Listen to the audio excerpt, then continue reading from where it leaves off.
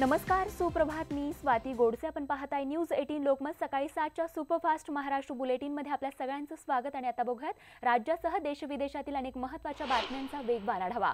पंतप्रधान नरेंद्र मोदींनी पवार कुटुंबियांवर वर्ध्याच्या सभेत टीका केल्यानंतर रोहित पवार यांनी आपल्या कुटुंबात सर्व काही अलबेल असल्याचं म्हटलंय.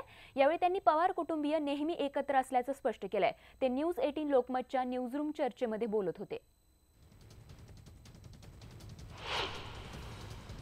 ट्रोल आर्मी ही फार मोठी आहे असा टोला रोहित पवारांनी लगावलाय. शिवाय राजकारणात केवळ भाषण महत्त्वाचं नसतं तर कार्यकर्त्यांचं कामही तितकंच महत्त्वाचं असल्याचं रोहित पवारांनी सांगितलंय. सुजय विखेंना भाजपमध्ये जायचं होतं असं स्पष्ट मत शरद पवारांचे नातू रोहित पवारांनी व्यक्त केलंय. ते न्यूजरूम चर्चा या न्यूज 18 लोकमतच्या विशेष कार्यक्रमात बोलत होते. ईशान्य मुंबईतून मनोज कोटक यांना भाजपची उमेदवारी देण्यात आलेली आहे. त्यामुळे विद्यमान खासदार किरीट सोमय्या यांचा पत्ता कट झालाय. गेले अनेक दिवस ईशान्य मुंबईच्या जागेवरून खल सुरू होता. गोंदियामध्ये झालेल्या मोदींच्या सभेत त्यांनी नेत्यांना भीती दाखवली आहे. तिहार जेलच्या भीतीनं राष्ट्रवादी नेत्यांची झोप उडाली आहे अशा शब्दांमध्ये मोदींनी थेट राष्ट्रवादी नेते प्रफुल्ल पटेल यांना खुलेआम इशारा दिलाय. गोंदियातल्या सभेत पंतप्रधान नरेंद्र मोदींनी राष्ट्रवादीच्या नेत्यांची झोप उडाल्याचं सांगितलंय. तिहार जेलमध्ये जो बंदिस्त आहे तो चौकशीत सगळं बोलून गेला तर आपलं काय होईल अशी भीती त्यांना वाटत असल्याचा टोला त्यांनी लगावलाय. मोदींच्या या वक्तव्यावर राष्ट्रवादीची प्रतिक्रिया आली आहे. पराभव समोर दिसत असल्यानं मोदी विरोधकांना घाबरवण्याचं काम करत असल्याची टीका राष्ट्रवादी काँग्रेसचे प्रवक्ते नवाब मलिक यांनी केली आहे. निकालानंतर भाजपचे किती नेते तुरुंगात जातील हे पहा असं म्हणत त्यांनी भाजपवर निशाणा साधलाय. काँग्रेसच्या जाहीरनाम्याशी शरद पवार सहमत आहेत का असा सवाल पंतप्रधान नरेंद्र मोदींनी गोंदियातल्या सभेत उपस्थित केला. देशद्रोह कायद्याबाबतच्या मुद्द्यावर त्यांनी टीकेची जोरदार झोड उठवली. काँग्रेसच्या चुका सुधारण्यात 5 वर्ष गेली मात्र पुढच्या 5 वर्षांमध्ये विकासाचा हायवे बांधणाराचा दावा पंतप्रधान नरेंद्र मोदींनी गोंदियामध्ये झालेल्या सभेत केला. विरोधकांनी केलेल्या टीकेचा गोंदियातल्या सभेत नरेंद्र मोदींनी जोरदार समाचार घेतला. राष्ट्रवादी काँग्रेसच्या एका नेत्यानं शौचालयाचा चौकीदार अशी टीका केली होती.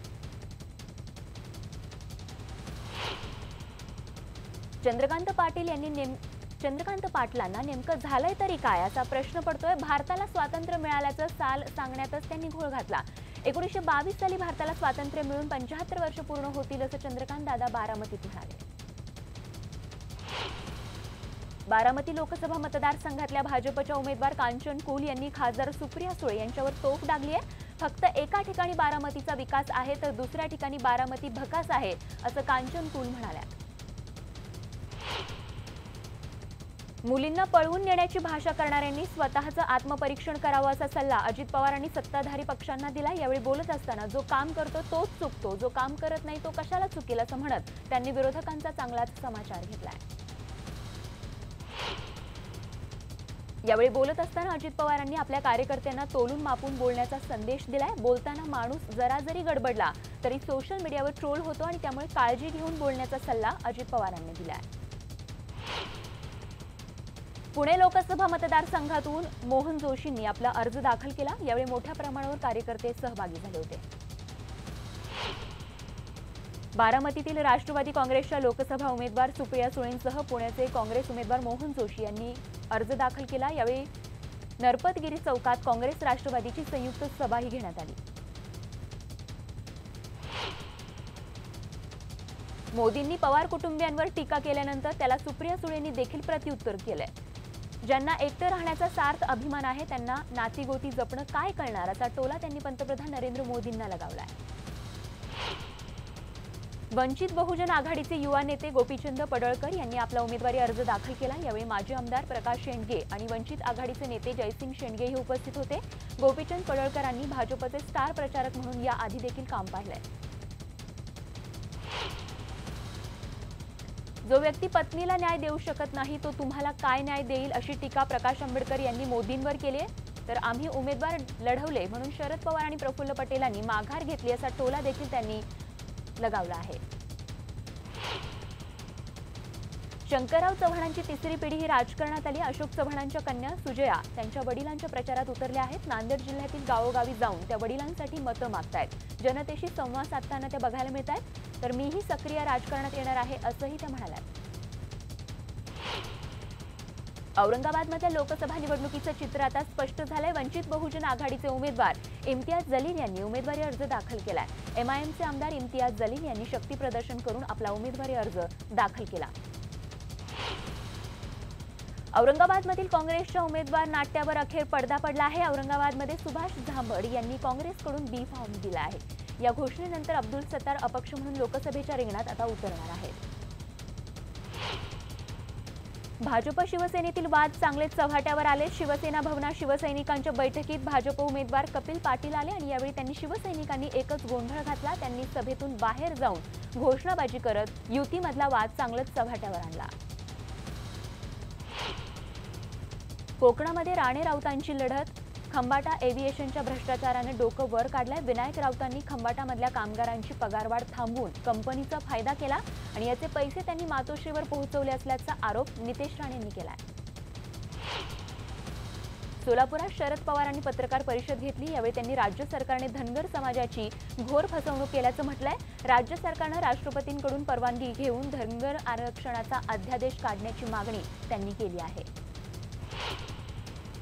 शिवसेना पक्षप्रमुख उद्धव ठाकरे यांचा पालघर जिल्ह्यातील दौऱ्याचा कालचा दुसरा दिवस होता आणि या दौऱ्यामध्ये एकनाथ शिंदे, शिवसेना उमेदवार राजेंद्र गावित आणि श्रीनिवास वनगा देखील उपस्थित होते। उद्धव ठाकरे जिल्ह्यातील दुर्गम गावात चौक सभा घेऊन प्रचार करत आहेत। उद्धव ठाकरेंच्या भेटीसाठी काँग्रेसचे स्टार प्रचारकाच्या यादीमध्ये असलेले विश्वनाथ पाटील आले होते। भिवंडी ग्रामीण काँग्रेसकडून उमेदवारी न मिळाल्याने विश्वनाथ पाटील हे नाराज आहेत आणि त्याचमुळे राजकीय वर्तुळात चर्चांना उधाण आलंय। उत्तर मुंबईतून काँग्रेसकडून उमेदवारी मिळाल्यानंतर उर्मिलाचा झंझावाती प्रचार सुरू आहे। या प्रचारादरम्यान तिने बोरिवलीतल्या साईबाबा नगर इथल्या झोपडपट्टीला भेट दिली। यावेळी तिने झोपडपट्टीतल्या मुलांसोबत गाणंही गायलं। नाशिकमध्ये लोकसभा निवडणुकीसाठी सुरू असलेल्या प्रचाराला चांगलीच रंगत चढतीये। यंदा प्रचाराचा अजब फंडा मतदार राजाला पाहायला मिळाला। समीर भुजबळांच्या बाईकवरून प्रचार करताना समीर भुजबळ दिसले तर मनसे पदाधिकाऱ्यांनी डबल सीट बसून निवडणुकीचा प्रचार केला। जळगावमध्ये स्मिता वाघ यांचा पत्ता कट करून 40 गावचे भाजप आमदार उन्मेष पाटील यांना उमेदवारी देण्यात येत असल्याची सूत्रांची माहिती आहे। स्मिता वाघ यांना देण्यात आलेल्या उमेदवारीवरून पक्षात 2 गट पडले होते।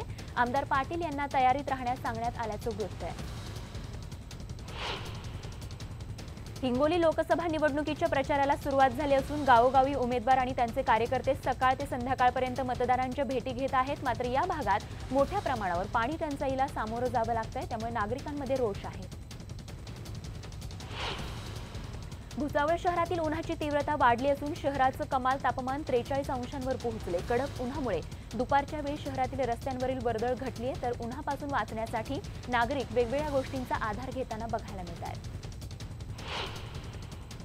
पंढरपूर इथल्या स्टेट बँकेच्या शाखेमध्ये मंगळवारी झालेल्या चोरीचं सीसीटीव्ही फुटेज आणि आरोपींचे फोटो पोलिसांच्या हाती लागलेत। या फोटोतील चोरटे तुम्हाला आढळून आल्यास पंढरपूर पोलीस अथवा आपल्या जवळच्या पोलीस ठाण्यात कळवण्याचं आवाहन पंढरपूर शहर पोलिसांनी केलं आहे।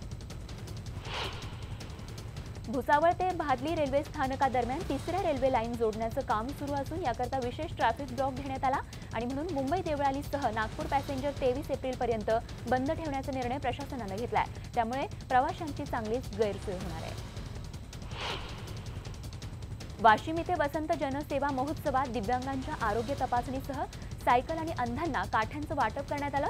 गेल्या 10 वर्षांपासून हा उपक्रम या ठिकाणी राबवला जातोय। यावेळी अनेक गरजू वृद्धांची नेत्र तपासणी देखील करण्यात आली आणि त्यातल्या ज्यांना गरज होती त्यांना शस्त्रक्रियेसाठी पाठवण्यात आलं।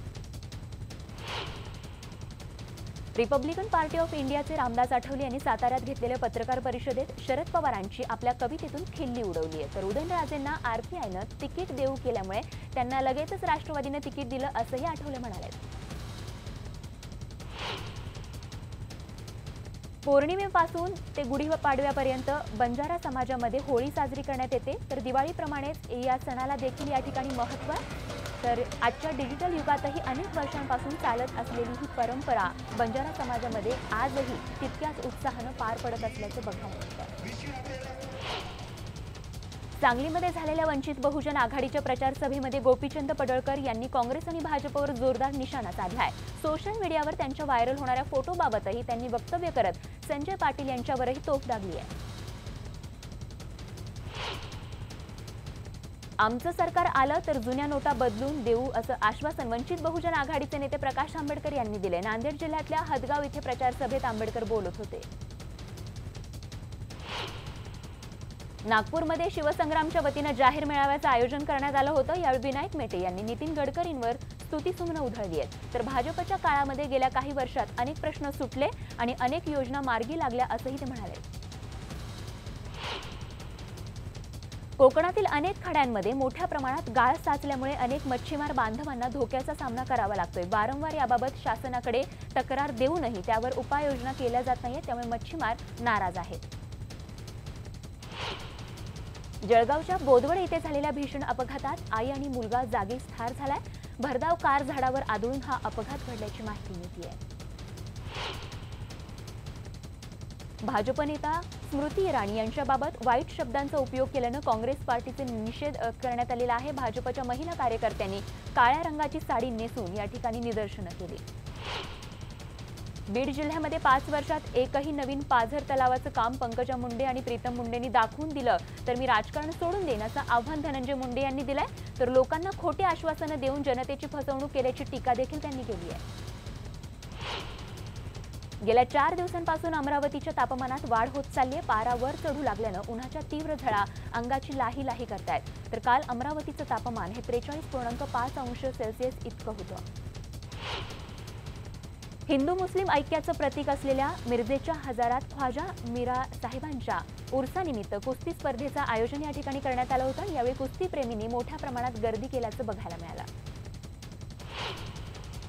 भाजप शिवसेना महायुतीचे धुळे लोकसभेचे उमेदवार डॉक्टर सुभाष भामरे यांनी आपल्या प्रचाराला सुरुवात केली। खानदेशची कुलस्वामिनी आई एकवीरा देवीचं दर्शन घेत संरक्षण राज्यमंत्री डॉक्टर सुभाष भामरे यांनी आपल्या प्रचाराला सुरुवात केली आहे। प्रवीण तोगडिया यांच्या हिंदुस्थान निर्माण दलचे जळगाव लोकसभा मतदारसंघाचे अधिकृत उमेदवार बाबा महाहंसजी महाराज यांनी जिल्हाधिकारी कार्यालयात आपला उमेदवारी अर्ज भरला। यावेळी अनामत रक्कम भरण्यासाठी त्यांनी 25,000 रुपयांची चिल्लर आणली होती। भूसंपादनाचा पुरेसा मोबदला मिळाला नसल्यानं जळगाव जिल्ह्यातील 40गाव तालुक्यातील मुंदखेडा, पातोंडा, वाघडू आणि वाकडी गावच्या 400 शेतकऱ्यांनी लोकसभा निवडणुकीवर बहिष्कार घालण्याचा इशारा दिलाय। तर सर्वच पक्षाच्या नेत्यांना आणि उमेदवारांना गावात प्रचार करण्यास बंदी केल्यानं मोठी खळबळ उडाली आहे। जिंतूर तालुक्यातील येलदरी भागात असलेल्या वन विभागाच्या नर्सरीला आग लागली असून या आगीमध्ये नर्सरीतील रोपट्यांचं मोठं नुकसान झालंय। परिसरातील नागरिकांनी एकत्र येत ही आग आटोक्यात आणली। अहमदनगर दक्षिण मतदारसंघातून बहुजन वंचित आघाडीचे उमेदवार सुधाकर आभाड यांचा उमेदवारी अर्ज दाखल करण्यात आला। जिल्हाधिकारी आणि निवडणूक निर्णय अधिकारी राहुल द्विवेदी यांच्याकडे त्यांनी आपला अर्ज सादर केला। हिमालय पूल दुर्घटनेप्रकरणी अटकेत असलेल्या महापालिकेच्या कार्यकारी अभियंता अनिल पाटील यांना न्यायालयानं बुधवारी 5 एप्रिलपर्यंत पोलीस कोठडी सुनावली आहे। पाटील यांनी आपलं काम चोखपणे पार पडलं असतं तर हा अपघात टळला असता असा दावा पोलिसांनी न्यायालयामध्ये केल्यानंतर त्यांना कोठडी सुनावण्यात आली आहे। नवी मुंबईत महापालिकेनं प्लास्टिक बंदीची कारवाई सुरू केली। तुर्भे आणि नेरूळमध्ये पालिकेनं ही कारवाई केली। या कारवाईमध्ये 9 टन प्लास्टिक महापालिकेनं जप्त केलं आहे। 2019-20 या वर्षामध्ये शालेय बसच्या शुल्कामध्ये 10 ते 15% वाढ करण्यात आली आहे। त्यामुळे पालकांच्या खिशाला कात्री लागण्याची शक्यता आहे। नाशिकमधील पेठ रोडवरील हॉटेल राऊ चौफुलीवर द्राक्षानं भरलेल्या पिकअपनं पोलिसांच्या दुचाकीला धडक दिली। या अपघातात म्हसरूळ पोलीस ठाण्याचे 2 बीट मार्शल गंभीर जखमी झाले। कूलरमध्ये पाणी टाकताना शॉक लागून एकाचा मृत्यू झाल्याची धक्कादायक घटना हिंगोली जिल्ह्यातील कळमनुरी शहरातल्या शिवाजी चौक इथे घडली आहे। ज्ञानेश्वर कोळपे असं या व्यक्तीचं नाव असून कूलरमध्ये पाणी टाकत असताना त्यांना विजेचा जोरदार झटका बसला, ज्यामध्ये त्यांचा मृत्यू झालाय।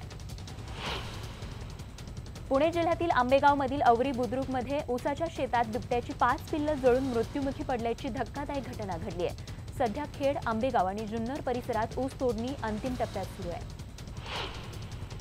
नाशिकच्या आनंदवली परिसरातील नदीकाठी असलेल्या शिवनगर परिसरात गेल्या 3 दिवसांपासून नागरिकांच्या घरावर दगडफेक केली जाते। मात्र हे दगड कोण मारतंय हे अद्याप कळू शकलेलं नाहीये।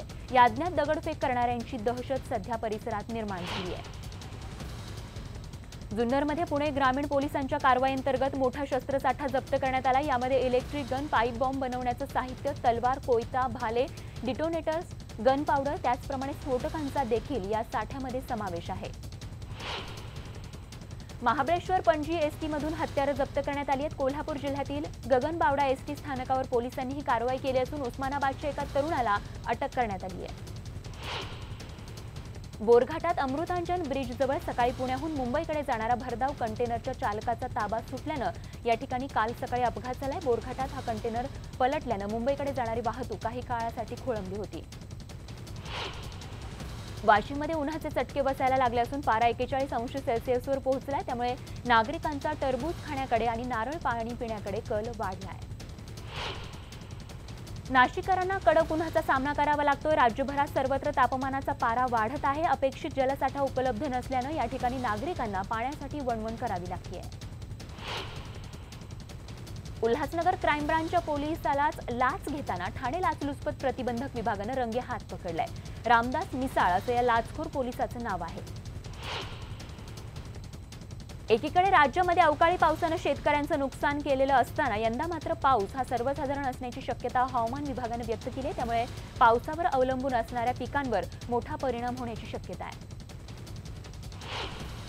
आता बघूया देशभरातील आणखीन काही महत्त्वाच्या बातम्या थोडक्यात। पंतप्रधान नरेंद्र मोदी यांनी पश्चिम बंगालमधल्या सिलिगुडीमध्ये सभा घेतली। तिथल्या सभेत त्यांनी तृणमूल काँग्रेसच्या प्रमुख ममता बॅनर्जी यांच्यावर टीका केली आहे। राज्याच्या विकासात ममता बॅनर्जी या स्पीड ब्रेकर ठरत आहेत असा टोला नरेंद्र मोदी यांनी लगावला आहे। तर पंतप्रधान नरेंद्र मोदी यांनी केलेल्या या टीकेला पश्चिम बंगालच्या मुख्यमंत्री ममता बॅनर्जी यांनी देखील प्रत्युत्तर दिले। नरेंद्र मोदी एक्सपायरी बाबू असल्याचा टोला त्यांनी लगावलाय। नरेंद्र मोदी यांचं सरकार आता संपलंय अशा शब्दांमध्ये त्यांनी टीका केली आहे।